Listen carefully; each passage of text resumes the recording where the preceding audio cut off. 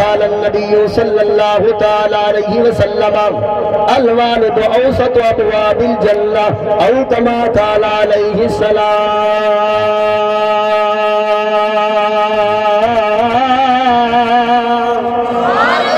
میرے کریم نبی سرور کائنات مفخر موجودات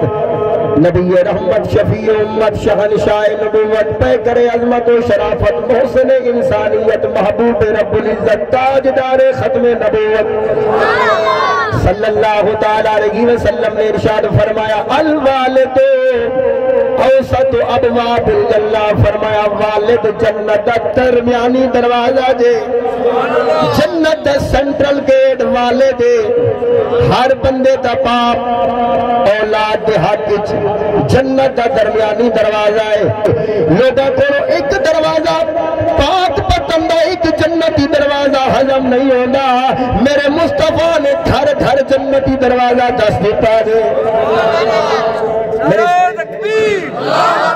نعرہ رسالت، نعرہ حیدری، سیدی